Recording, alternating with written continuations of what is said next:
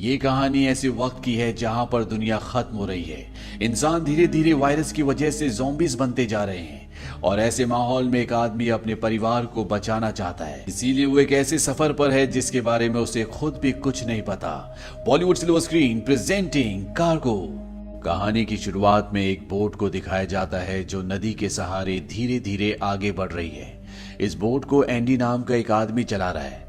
वो इस बोट में अपनी पत्नी और अपनी नन्ही बच्ची के साथ सफर कर रहा है। तभी उसे नदी के किनारे एक परिवार दिखता है।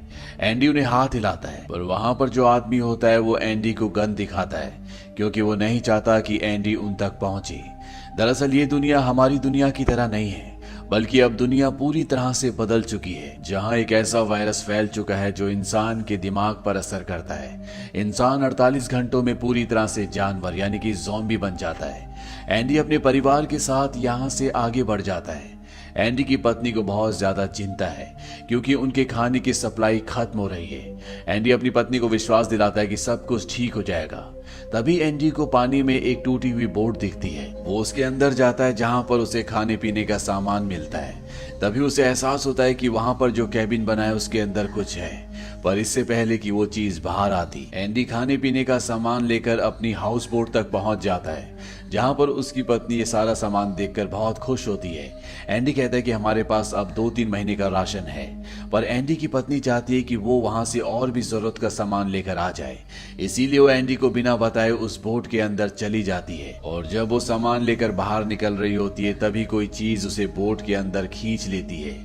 इसके बाद जब एंडी अपनी पत्नी को अपनी हाउस बोट में देखता है तो वो देखता है कि उसका पैर पूरी तरह से जख्मी है। ये देखकर वो घबरा जाता है। एंडी की पत्नी चाहती है कि वो बोट से उतरकर कहीं चली जाए क्योंकि वो भी अब इस वायरस से इन्फेक्टेड है, लेकिन एंडी ऐसा नहीं चाहता। वो कहता है कि इस पानी में बहुत सारे ऐसे जीव हैं जिसके बारे में हमें नहीं पता नहीं तुम्हें किस चीज ने काटा है। एंडी की पत्नी कहती है कि उसकी उंगलियां थी, यानी कि वो एक ज़ॉम्बी था। इस बात से एंडी को बहुत दुख होता है। वो अपनी पत्नी को कहता है कि तुम्हारे पास 48 घंटे हैं, तब तक मैं तुम्हें डॉक्टर के पास ले जाऊंगा। हालांकि उसकी पत्नी नहीं चाहती, पर एंडी अपनी पत्नी को किसी भी कीमत पर खोना नहीं चाहता। इसीलिए वो अपनी हाउस बोट को छोड़कर सड़क के रास्ते डॉक्टर तक पहुंचने के लिए सफर तय करता है। रास्ते में इन्हें बहुत सारी गाड़ियां मिलती है, जिनमें से एक गाड़ी लेकर ये आगे बढ़ जाते हैं। पर कुछ ही दूर जाने के बाद एंडी की पत्नी की तबीयत खराब होना शुरू हो जाती है, यानी कि वायरस का असर अब उस पर हो रहा है और कुछ ही देर बाद वो ज़ॉम्बी बन जाएगी। एंडी की पत्नी चाहती है कि एंडी उसे गाड़ी से उतार दे ताकि एंडी और उसकी बेटी सुरक्षित रह सके, पर एंडी ऐसा नहीं चाहता। वो किसी तरह से उसे मनाकर वापस गाड़ी में बिठा देता है और जब वो आगे बढ़ रहे होते हैं तभी उनकी गाड़ी के आगे एक ज़ॉम्बी आता है, जिस वजह से इनकी गाड़ी का बैलेंस पूरी तरह से आउट हो जाता है और इनकी गाड़ी का एक्सीडेंट हो जाता है। इस एक्सीडेंट में एक लकड़ी एंडी की पत्नी के पेट के आर पार हो जाती है, यानी कि अब वो कुछ ही देर में मरने वाली है। यहाँ पर एंडी को भी काफी चोट लगी होती है, इसीलिए वो बेहोश हो जाता है और जब उसे होश आता है तो वो देखता है कि उसकी पत्नी की बॉडी में पूरी तरह से इन्फेक्शन फैल चुका है, यानी कि पूरी तरह से वो अब ज़ॉम्बी बन चुकी है। पर अपनी सारी सेंसेस खोने से पहले उसने दरवाजे पर लिखा होता है सेव हर, यानी कि उसने अपने पति को अपनी बेटी को बचाने के लिए कहा है। एंडी अपनी छोटी सी बेटी को पीछे से उठाने के लिए हाथ पीछे की तरफ बढ़ाता है और तभी उसकी पत्नी उसके हाथ में काट लेती है। एंडी किसी तरह से अपनी बेटी को गाड़ी से बाहर निकालता है। वो पूरी तरह से टूट चुका है क्योंकि उसने अपनी पत्नी को खो दिया। साथ ही साथ 48 घंटों में इस वायरस का असर उसकी बॉडी में पूरी तरह से फैल जाएगा। उसे नहीं पता कि उसके बाद उसकी बेटी का ध्यान कौन रखेगा। एंडी अपनी घड़ी में 48 घंटों का अलार्म सेट कर लेता है। तभी वो देखता है कि वहां पर वही आदमी है जो उनकी गाड़ी के आगे आ गया था और जब एंडी उसके पास जाता है तो वो देखता है कि वो पूरी तरह से वायरस से इन्फेक्टेड है। वो एक लकड़ी उठा लेता है। तभी वहां पर एक लड़की आती है जिसका नाम थूमी होता है। ये एक एब्रिजिनल लड़की है, यानी कि ये ऑस्ट्रेलिया के आदिवासियों में से एक है। वो एंडी को कहती है कि मेरे पिता को नुकसान मत पहुंचाना। दरअसल जो आदमी इन्फेक्टेड हो चुका है ये उसकी बेटी है। उसने अपने पिता के मुंह को पूरी तरह से बांधा हुआ होता है ताकि वो किसी का खून ना पिए, किसी को इन्फेक्टेड ना करे। वो लड़की अपने हाथ को काटती है और जब उसका रक्त निकलता है तो वो उसे एक पेड़ पर लगाती है। ये देखने के बाद उस लड़की के पिता जो इन्फेक्टेड है वो पेड़ पर जाकर उसे चाटना शुरू कर देते हैं और इस तरह से वो अपने पिता को डायरेक्शन देती है, जहां वो चाहती है उसके पिता उसी तरफ जाते हैं। एंडी भी अपनी बेटी को लेकर यहाँ से निकल जाता है और जब वो रास्ते में आगे जा रहा होता है तभी वहां पर एक स्ट्रीट लाइट जलती है। एंडी समझ जाता है कि अंदर कोई ना कोई है। ये एक स्कूल होता है। एंडी स्कूल के अंदर जाता है जहां पर एक लेडी बैठी होती है। वो एंडी के जख्म पर मरहम लगाती है और एंडी को कहती है कि तुम आज रात को यहीं पर रुक सकते हो। एंडी जब रात को वहां पर रुका होता है तभी वो देखता है कि सामने कुछ आदिवासी आग लगा रहे हैं। उन्हीं में एक लेडी होती है जो थूमी थूमी आवाज लगा रही होती है। थूमी वही बच्ची होती है जो एंडी को मिली थी, जो अपने पिता को जो ज़ॉम्बी बन चुके हैं अपने साथ ले गई थी। और ये लेडी उसकी मॉम होती है जो अपनी बेटी थूमी को ढूंढ रही होती है।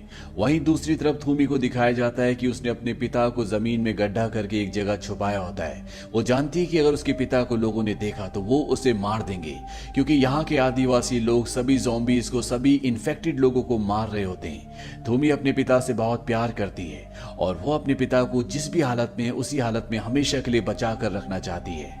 वहीं अब एंडी अगली सुबह यहाँ से निकलने लगता है। दरअसल वो यहाँ ज्यादा देर तक नहीं रुक सकता क्योंकि वो जल्दी इस वायरस से इन्फेक्टेड हो जाएगा और ना ही वो अपनी बेटी को यहाँ पर इस लेडी के पास छोड़ सकता है क्योंकि उसकी तबीयत खराब है, जिसकी वजह से उसकी जल्द ही मृत्यु हो जाएगी।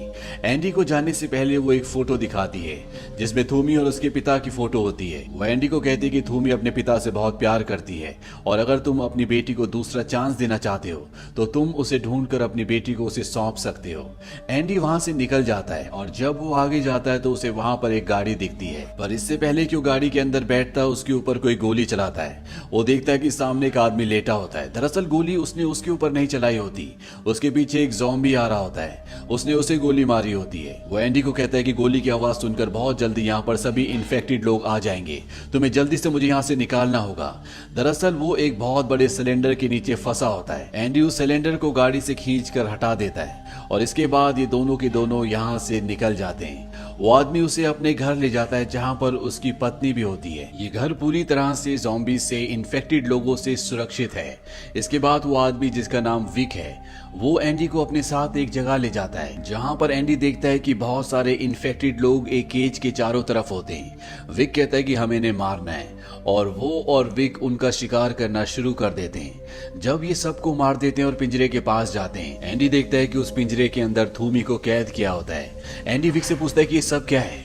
विक उसे कहता है कि बिना चारे के हम मछली नहीं पकड़ सकते। दरअसल वो यहाँ पर इन्फेक्टेड लोगों को मारकर उनके पास जो भी वैल्यूएबल चीजें होती है उन सब को ले रहा होता है ताकि जब पूरी तरह से दुनिया नॉर्मल हो जाए तो उसे किसी भी चीज की कमी ना हो।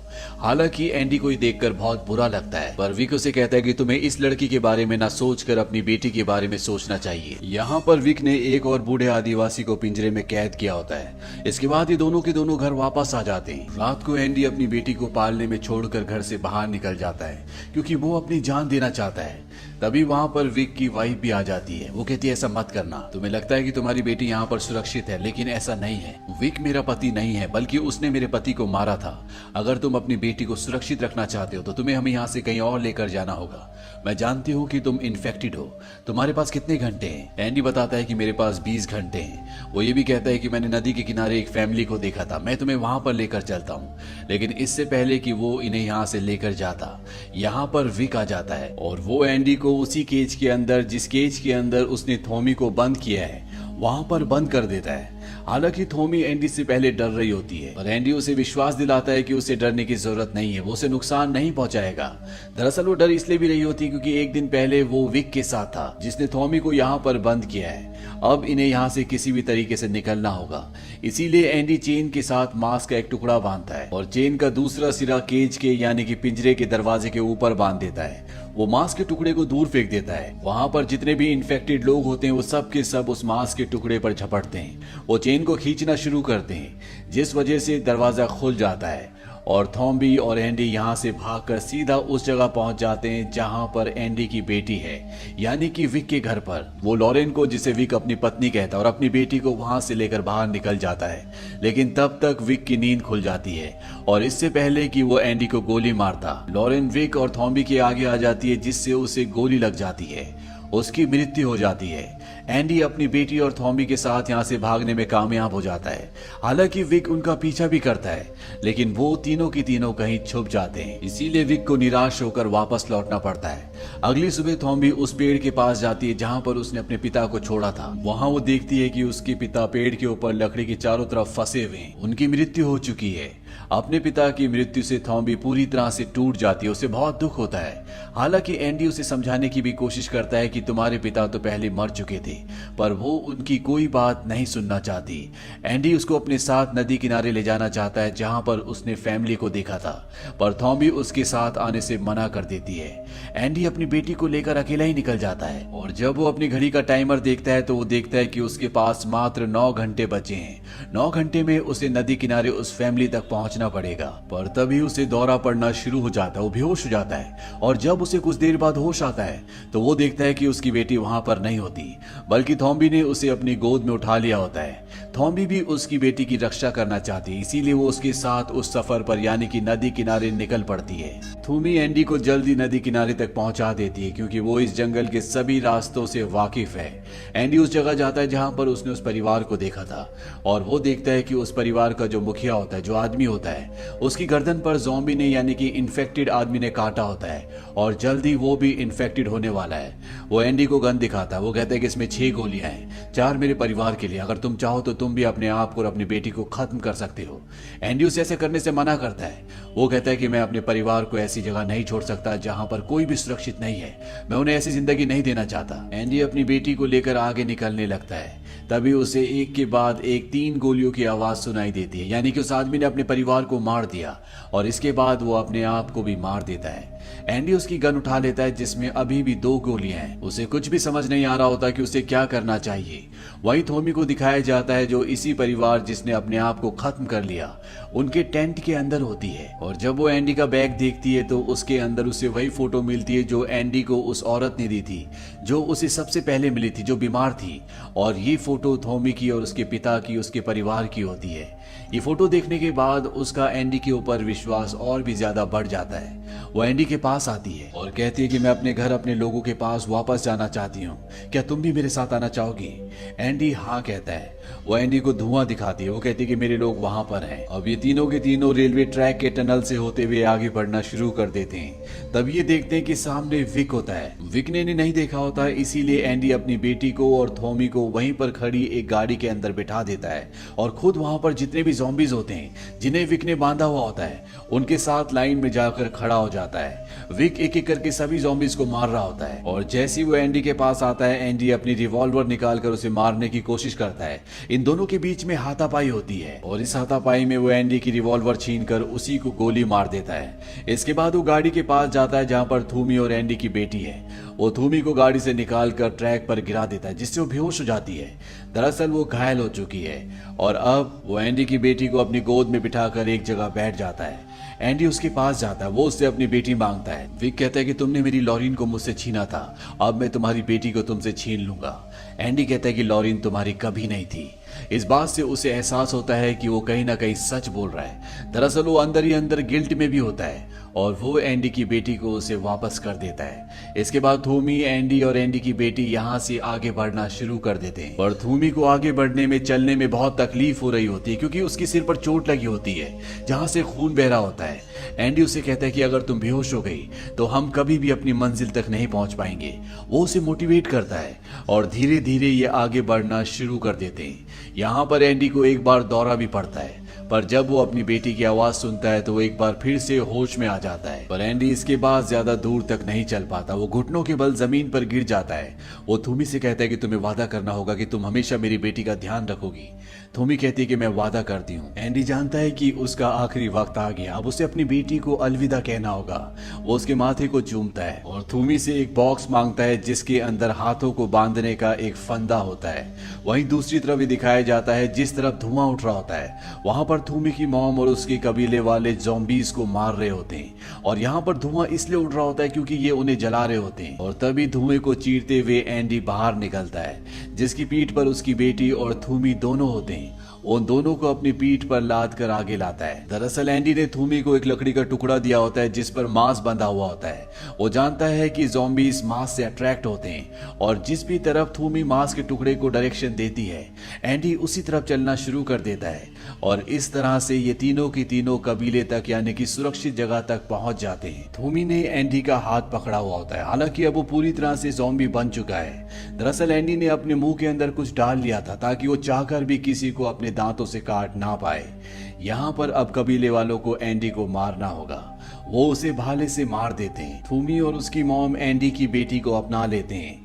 एंडी ने उस पवित्र चौक से जो आदिवासियों के लिए पवित्र होती है उससे अपनी बेटी के पेट पर थैंक यू लिखा होता है और अंत में ये दिखाया जाता है कि एंडी की बेटी को ये लोग कबीले ले जाते हैं। साथ ही एंडी को पूरे सम्मान के साथ फ्यूनरल देते हैं, ठीक उसी तरह से जिस तरह से थूमी के पिता को दिया गया था। तो ये थी पूरी कहानी फिल्म कार्गो की।